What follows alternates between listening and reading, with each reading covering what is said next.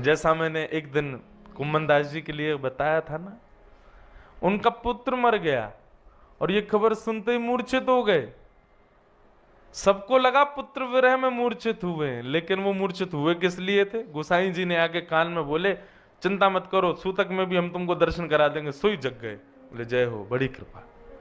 भगवान कहते हैं निर्गुण भक्त है, जिसको संसार के एक भी व्यवहार से कोई मतलब नहीं, जीवन में कुछ भी विपरीत अवस्था, कुछ भी विपरीत हो जाए, फिर भी उसके हृदय में कोई विचलितता ना आवे। उसकी सब चीज में प्रधानता एक ही होनी चाहिए कि श्याम सुंदर मुझे दिखें, बस वो जैसे भी हों, बस वो मेरे रहें। उनके बगैर मैं एक क्षण भी रह नहीं सकता। ऐसी विचारधारा जिसकी बन जाए। अभी भरतपुर के भी यहां वैष्णव बैठे हैं। भरतपुर में कथा थी तो वहां हमने एक कथा सुनाई थी। एक भगवान के भक्त हुए, मदन मोहन जी के ही भक्त थे, काले खां। काले खां के विषय में कथा, इतनी सुंदर कथा काले खां की। एक विजातीय व्यक्ति, लेकिन केवल धन कमाने की भावना से मंदिर में झाड़ू लगाने जाते थे काले खां। और मंदिर में झाड़ू लगाते लगाते स्थिति ऐसी हो गई कि अब ठाकुर जी के दर्शन के बगैर एक क्षण भी रह नहीं सकते। अब तो दिन रात वहीं जाते। एक दिन काले खां की पत्नी बोली, अपने खुदा को छोड़ करके तुम दूसरे के भगवानों को पूजने जाते हो, इसीलिए तुम्हारे घर में कोई संतान नहीं है। मेरी तुम्हारी इतनी आयु हो गई, हमारे कोई बालक नहीं है। क्यों? क्योंकि खुदा को तुमने कभी कहा ही नहीं कि बालक दो। उसके पीछे पड़े रहते हो, दूसरों का देवता है वो तुम्हारी क्यों सुनेगा? काले खां ठाकुर जी के पास गए, बोले नाथ भगवान, मुझे पुत्र की कामना नहीं है। बहुत सुंदर बात है, काले खां का चरित्र बहुत सुंदर है। मुझे पुत्र की कामना नहीं है, पर मैं चाहता हूं ये पत्नी की रोज की चिकचिक बंद हो।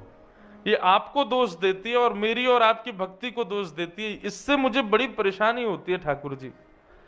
उसका मुख बंद करने के लिए एक संतान दे दो। देखो संतान किस भाव से मांगी है कि नाथ मुझे संतान की कामना नहीं, पर मेरी पत्नी का मुख बंद हो, वो बोलना बंद करे, आपकी मेरी भक्ति में दोष देखना बंद करे। वो रोज कहती है आप खुदा से मांगो, इनसे मत। अरे आप ही मेरे खुदा हो, आप ही मेरे सर्वस्व हो, मैं आपके बगैर किसी के पास नहीं जाऊंगा। मुझे नहीं चाहिए, मैं फिर कह रहा हूं, मेरी पत्नी का मुख बंद हो, वो कभी आपके ऊपर उंगली ना उठाए, इसलिए एक संतान दो। ठाकुर जी बंधुओं सब जानते हैं कि कोई चालाकी कर रहा है कि वास्तविकता है। वास्तविकता थी काले खां की, और ठाकुर जी ने काले खां को एक संतान प्रदान कर दी। घर तो नाच रहा था कि घर में संतान हुई, काले खां नाच रहे थे कि अब पत्नी का भगवान से कुछ नहीं बोलेगी। काले खां तो नाच रहे थे बड़े आनंद से। पत्नी बोली इतना नाच रहे हो, बेटे का मुख देखा? बोले देख लूंगा, उसमें क्या जाता है। बोले तो पर नाच क्यों रहे हो? तू नहीं समझेगी, तुमने बेटा तो अभी तक देखा नहीं, फिर भी नाच रहे हो। काले खां तो इसलिए नाच रहे थे ना कि कुछ बोले ना। 8 साल का हो गया बालक। लेकिन बंधुओं भक्त के जीवन में सब बढ़िया बढ़िया चले, ठाकुर जी को उसमें मजा नहीं आता। नमक मिर्च डालते रहते हैं बीच बीच में, ऐसा कुछ करते जरूर हैं जिससे न तड़का लगे, छींक आवे। जैसे घर में मिर्च का तड़का लगता है, सब छींकते डोलते हैं घर के लोग हैं। ऐसे हमारे ठाकुर जी हैं। अगर सब इजी इजी चल रहा है ना भक्त के जीवन में, तो इनको मजे नहीं आते, ये फिर मिर्च का तड़का मारते हैं उसमें, और फिर महाराज छींकता डोलता है वो दर दर। काले खां के साथ वही हुआ। एक दिन काले खां मंदिर में खड़ा था, 8 साल का इनका बालक हो गया। यमुना जी के तट पर बालक खेल रहा था, और खेलते हुए उस बालक को एक काले सर्प ने डस दिया। और काले सर्प ने जैसे ही डसा महाराज, बालक दौड़े दौड़े काले खां के घर आ गए। काले खां की पत्नी को आकर के बताया। जैसी पत्नी को पता चला, पत्नी दौड़ करके बालक के पास गई, फिर बालक को अचेत अवस्था में देख काले खां के पास गई। काले खां मंदिर में मदन मोहन जी के राजभोग दर्शन कर रहे थे। राजभोग दर्शन करते हुए पत्नी पहुंच गई। पत्नी ने आकर के कहा, जल्दी चलो, तुम्हारे बेटे को काले सर्प ने डस दिया है, उसको अभी किसी ओझा के पास ले जाना पड़ेगा, अभी उसका झाड़ा लगवाना पड़ेगा, उसका विष चढ़ जाएगा, हमारा पुत्र मर जाएगा। लेकिन काले खां तो सामने खड़े मदन मोहन जी को देख रहे थे। पीछे से पत्नी जब बोलने लगी तो काले खां के नेत्रों से आंसू निकले, लेकिन आंसू इसी शिकायत में निकले, तभी मैं कहूं इतना बढ़िया बढ़िया क्यों चल रहा है सब। लाल जी, मिल गया चैन आपको? ये क्या कर दिया आपने? उनको ये चिंता नहीं थी कि पुत्र को सर्प डस गया, उनको ये चिंता थी कि अब पता नहीं कितने दिनों के लिए मैं ठाकुर जी के दर्शन से फिर दूर हो जाऊंगा, और कहीं मेरे पुत्र के यदि प्राण निकल गए तो मेरा मंदिर मेरी पत्नी छुड़वा देगी, वो यहां तो मुझे बिल्कुल ही नहीं आने देगी। खूब रोए मदन मोहन जी को देख के। पत्नी बुरा भला सुनाने लगी, अरे पूरे दिन इसी के सामने खड़े रहते हो, अरे जल्दी चलो, तुम्हारे पुत्र के प्राण निकल जाएंगे। काले खां जी दौड़े, अपने पुत्र को जाकर के देखा, अचेत अवस्था में पड़ा था। पत्नी ने कहा था किसी ओझा के पास ले चलो या किसी ओझा को ले आओ, लेकिन काले खां किसी को लेकर के नहीं आए।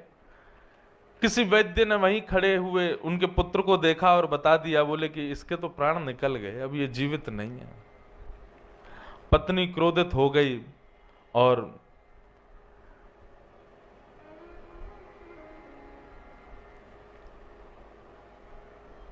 अपने बालक को लेकर के मदन मोहन जी के मंदिर गई और ठाकुर जी के सामने रख दिया अपने पुत्र को, और रख करके बोली, तुम बहुत कहते थे ना कि इन्होंने ही दिया है तुम्हारे पुत्र को, इन्होंने दिया है तो यही जीवित कर दें इसको।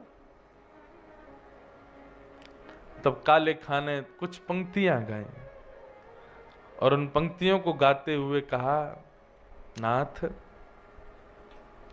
अंतिम पंक्ति उसकी बड़ी सुंदर है, हिंदुओं के नाथ हो तो मेरा कोई दावा नहीं, पर हो जगत के नाथ तो मेरी सुध लीजिए।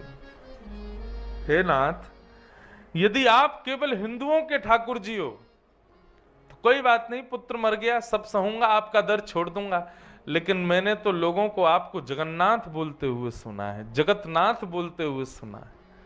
हिंदुओं के नाथ हो तो मेरा कोई दावा नहीं, पर हो जगत के नाथ तो मेरी सुध लीजिए। मेरे पुत्र को जीवित इसलिए मत करो कि मेरा पुत्र है, इसलिए कर दो कि कहीं मेरा आपके दर पर आना बंद ना हो जाए। और ऐसा कहते ही काले खां के सामने अचेत अवस्था में मुख से जहाग निकल रहा था, पुत्र के विष लग गया था। जैसे ही ये बात कही, इतने में ही पुत्र उठ करके बैठ गया।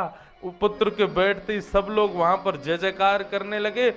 पुत्र खड़ा होते ही अपने पिता के पास गया, पिताजी पिताजी। काले खां ने बोला, हाँ कहो। बोले कि वो कहाँ चला गया? बोले कौन? बोले एक बालक आया था, एक बालक मेरे सिर पर हाथ फेर रहा था, मैं उसी की गोद में लेटा हुआ था, बड़ा सुंदर था, उसके कटाक्ष नेत्र थे, बड़ी सुंदर मुस्कान थी, उसमें से बड़ी प्यारी सुगंधी आ रही थी पिताजी, वो मुझे खेलने के लिए बुला रहा था। वो बालक कहाँ चला गया पिताजी? मुझे तो उसी के साथ खेलना है। काले खां के नेत्र सजल हो गए, हृदय से लगा लिया और कहा, आओ गोदी में बैठो, दिखाऊं वो बालक कहाँ है। गोदी में बालक को लेकर के द्वार से ही मदन मोहन जी को दिखाया, वो रहे। सामने देखते ही बालक निहाल हो गया। बोले कि हाँ यही आए थे, यही मेरे को गोदी में लेके बैठे थे। बंधुओं, सांसारिक लोगों के लिए यह विषय बड़ा बड़ा कठिन है, परंतु भक्तों के लिए यह विषय सर्वश्रेष्ठ है। क्या ठाकुर जी कह रहे हैं, भैया उसको संसार से मतलब ही नहीं होता, उसका सर्वस्व मैं हूं। कृष्ण धन कृष्ण तन, कृष्ण ही हमारो धन, आठों याम ऊधों में कृष्ण ही सो काम है। वो उठते भी इसलिए कि हम कृष्ण को देखेंगे, वो सोते भी इसलिए कि कल पुनः उठ करके कृष्ण को देखना है, वो भोजन भी इसीलिए करते हैं कि कृष्ण प्रसाद है, वो श्वास भी इसलिए ले रहे हैं कि हमें वृंदावन जाना है, हमें श्यामा श्याम के दर्शन करने हैं। अपनी प्रत्येक इंद्रिय को केवल मेरे लिए ही रखते हैं, इसके अलावा मेरे से अतिरिक्त उनकी और कोई इच्छा नहीं, कामना नहीं होती। मैया वो निर्गुण भक्त, और ये मुझे सबसे ज्यादा प्रिय है, ये मुझे सबसे ज्यादा प्रिय है।